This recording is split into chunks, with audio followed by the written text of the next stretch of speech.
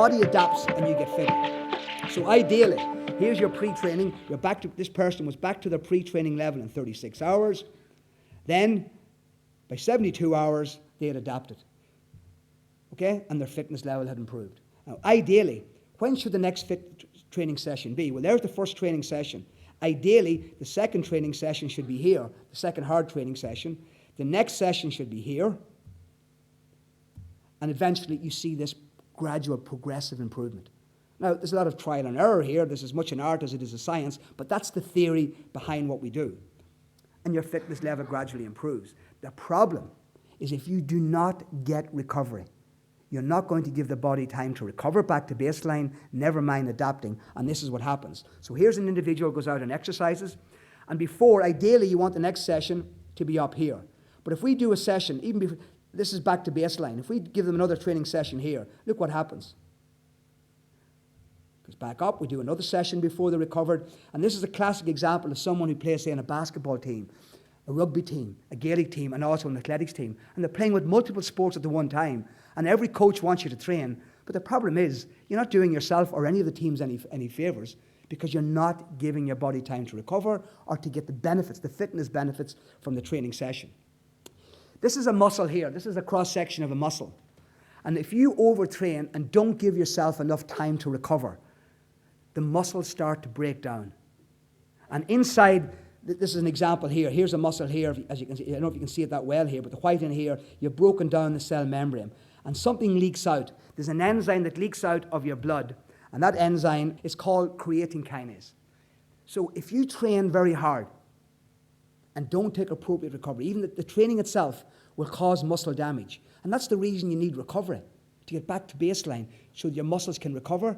And then what does your muscles do? They get stronger. So the next time you lift that weight or you do the run, it won't cause the same amount of damage. And we can measure creatine kinase in the blood.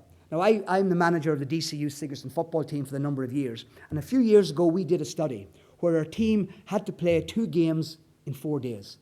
We played Louth on a Thursday night and Offaly on a Sunday in the O'Byrne Cup. So a game on Thursday and a game on Sunday. And what I did, I took blood samples to measure creatine kinase before the game, after the first game, 24, 48 hours, and 72 hours after the game to see if they had any muscle damage, if they were getting appropriate recovery. We played the second game, and I took more blood samples up to 48 hours. Now, what did I find? What did the science tell me? Here's what we found. Before the game started, their average creatine kinase level was 216. The reference range, the upper limits of normal, is 174. So our team on average were above baseline. So basically on average, our team had evidence of muscle damage before the game even started, before we even played a game of Gaelic football. And I should tell you, the average of our team was 216. We took 2 guys out of that, and both of their values were above 2,000 because they were training with inter-county teams, and they were coming back with multiple teams, and no one was giving them any rest. So during the game, look what happened. It went to 377 during a game. This could be a game of hockey. It could be a game of rugby. It could be any team sport. It could be lifting weights. But look what happened. Then it went up. So that was a 73% increase. Then it increased 170% 24 hours later. It came back down to 421. And then by 72 hours or before the second game, it was at 311. So it was 43% above where it was for the first game. 43% above. There's where it was at the beginning of the first game. There's where it is now at the beginning of the second game. And that was astonishingly 79% above where it should be. So here's guys now going to play another game. And many of you play on multiple teams. And you're going out to play games with this muscle damage. And by the way, if you get severe enough muscle damage, it can cause kidney failure, rhabdomyolysis, and other serious pathologies. So it's not something that you take lightly. In addition to not allowing you to perform optimally, it can cause severe damage. And just to show you, there's the second game. So by the end of the second game, we had 805 was the max, okay, compared to 557 after the first game. So this was leaking out from damaged muscle. So at the end, 72 or 48 hours after the second game, we were 182%.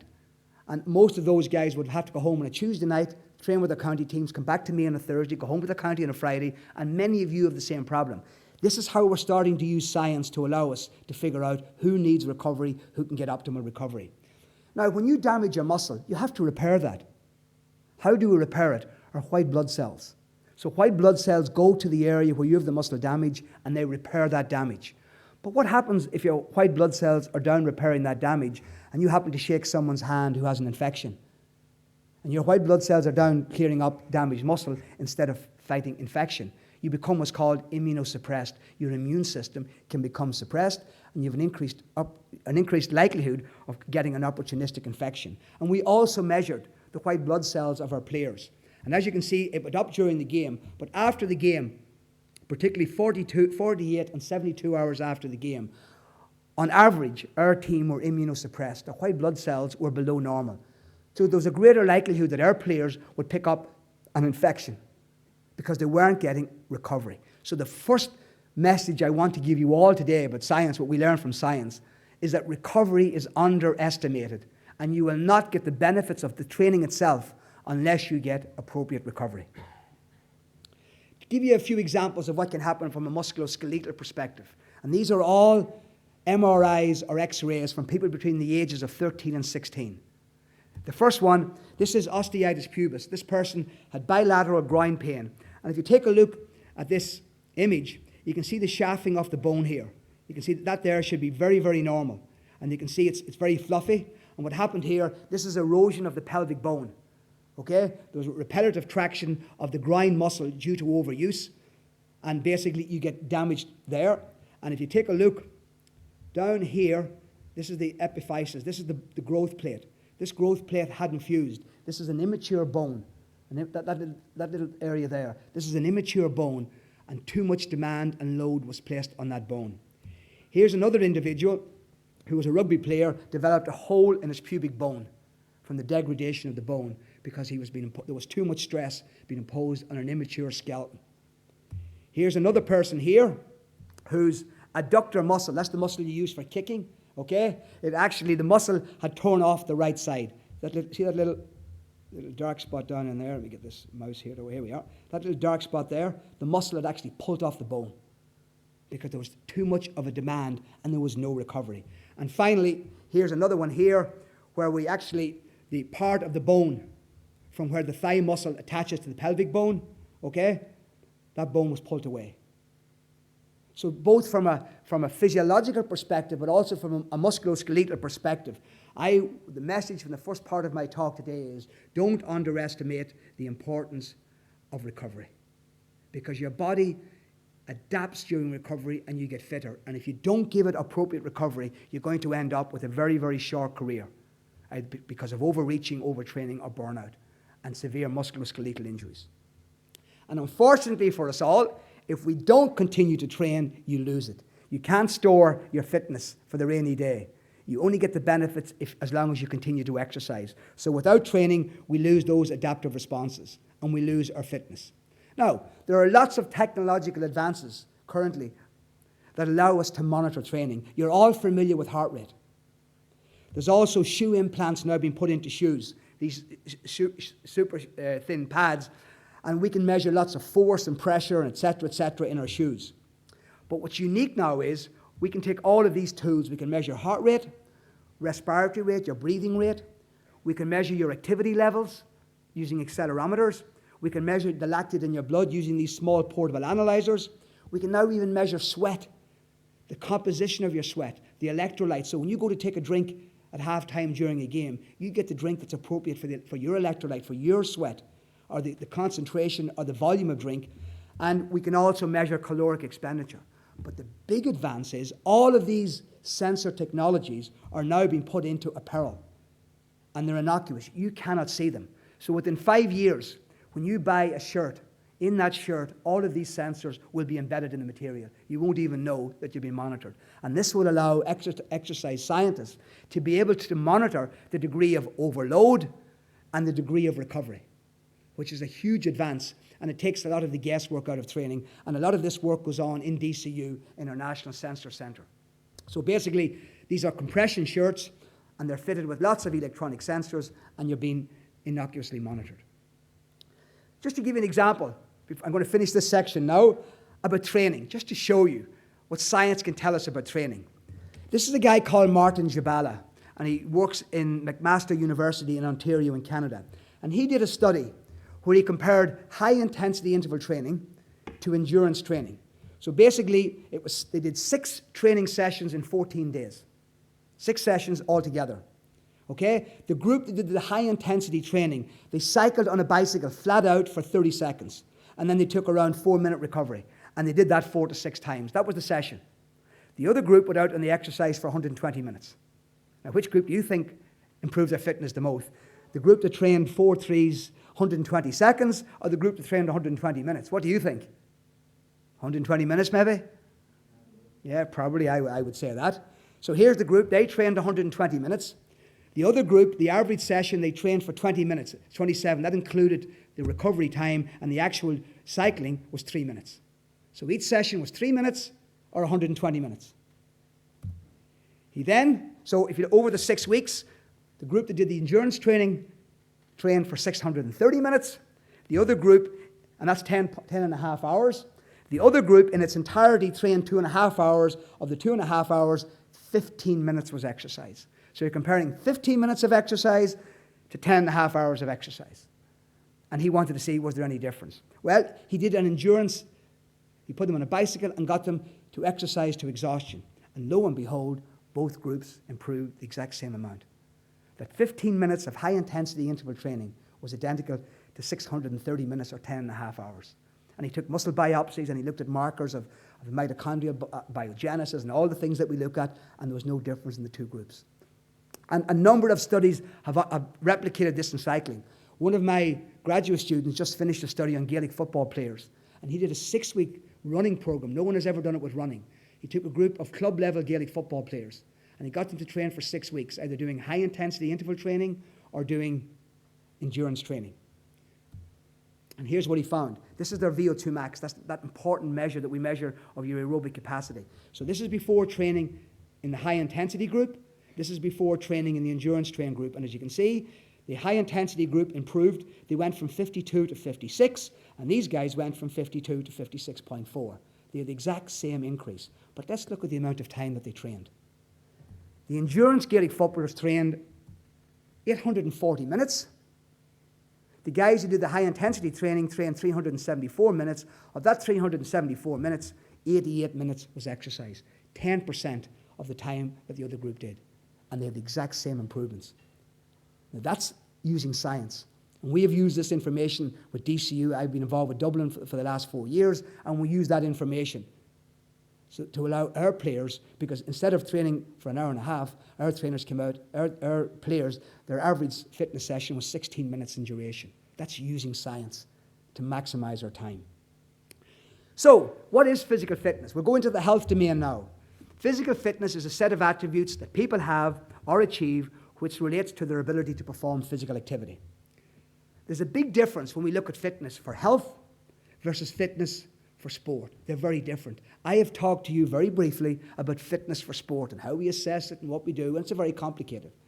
Providing you have the right genes, hopefully we'll get you there. But fitness for health is a totally different thing. When we look at fitness for health, there are 4 key things we're looking at. Cardiovascular fitness, your heart and lungs, reducing the amount of body weight or fat, particularly around your abdominal organs, improving your muscle strength and your flexibility.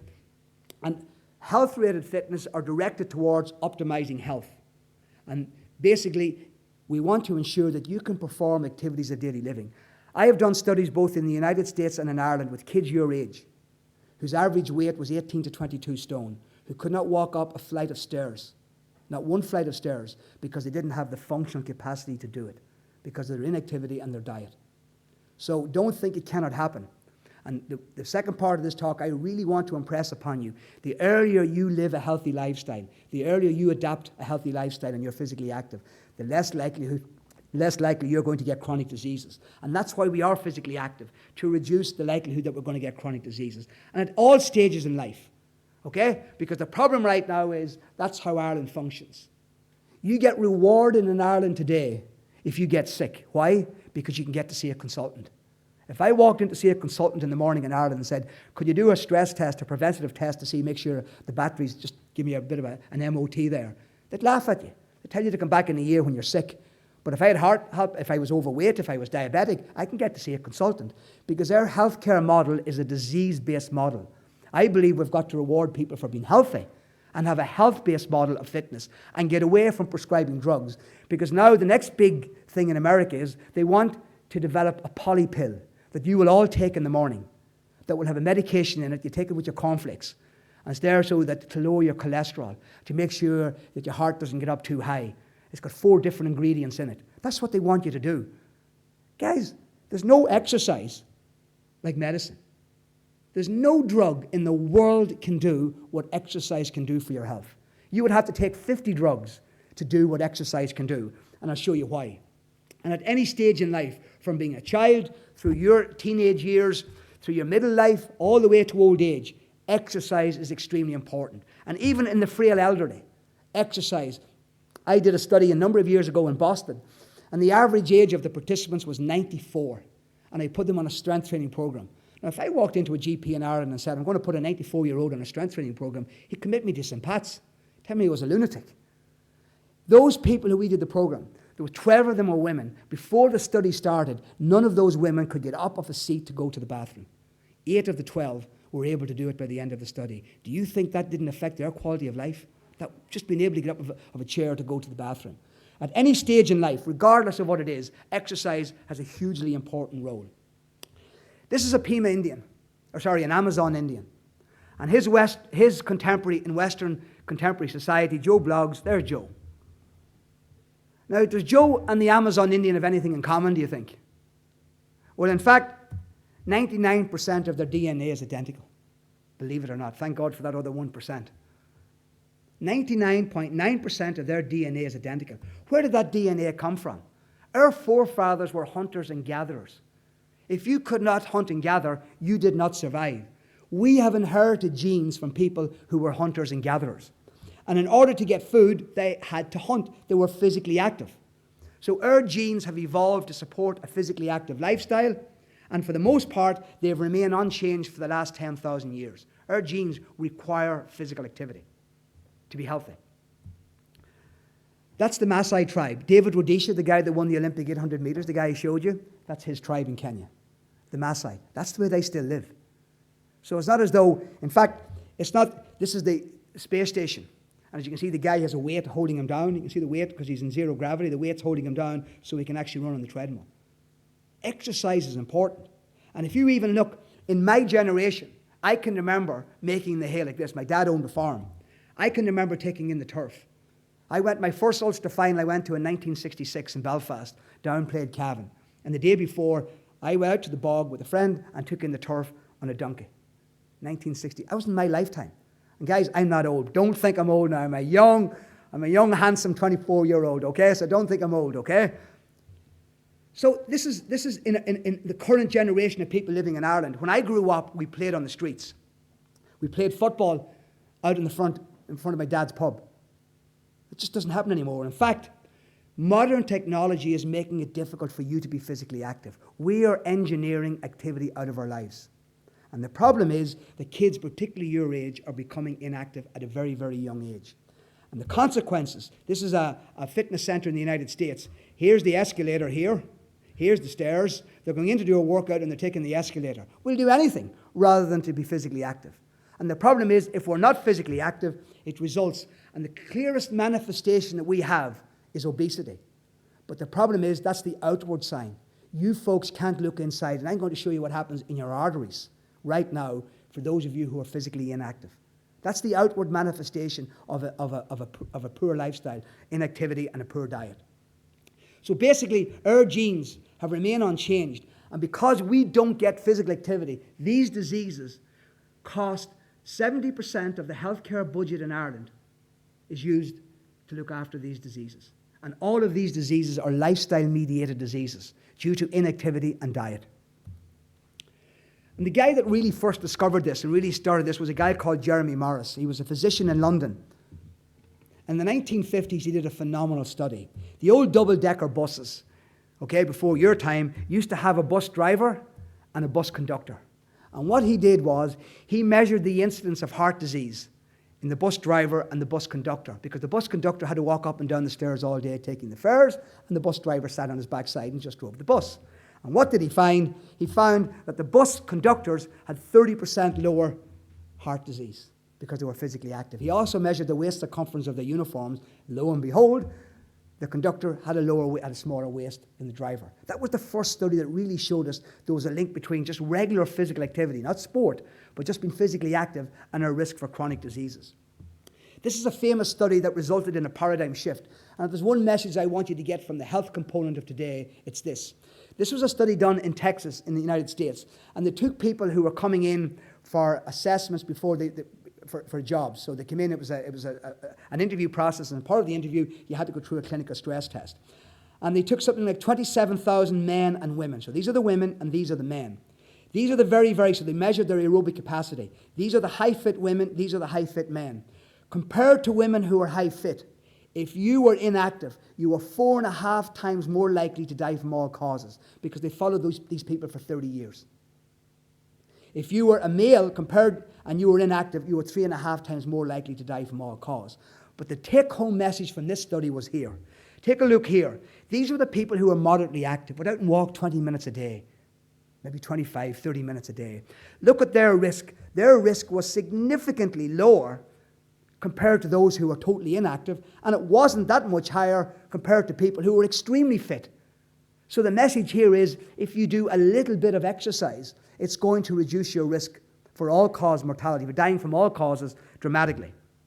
This was a study done by Ralph Paffenberger at Harvard University. He tracked people who had graduated from Harvard, and basically what he showed here, the more calories that you expended in physical activity, so the more calories you burned in physical activity, the lower your risk for dying from all causes.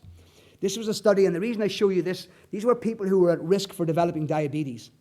And this was a study done in the United States. And what they did was, they took one group and they had to exercise 150 minutes a week, not a day, and take a low-fat diet, and the other group were put on a drug called metformin. These were people at risk for developing diabetes. There was a 31% decrease in the incidence of diabetes in the drug group, and a 58% decrease in the lifestyle, the exercise group. In fact, this trial was stopped early because it was unethical to keep the people out of the exercise. It was so beneficial to them. And one final one, if you look at depression, just to show you that exercise is just not about heart disease. Let's look at another condition, clinical depression. Someone who walks around 80 minutes a week, okay, they get remission but 26% of these people get remission from depression, and 41% of people who have depression get remission if they walk at least 180 minutes a week. Now, if you compare that to drug therapy and cognitive behavioral therapy, they have a remission rate of 40%. Exercise does the same thing. Folks, exercise is medicine. It's the cheapest, most affordable medicine known to man. There's no drug can do all of those things. No drug, and there's no side effects. The side effects of exercise are all positive.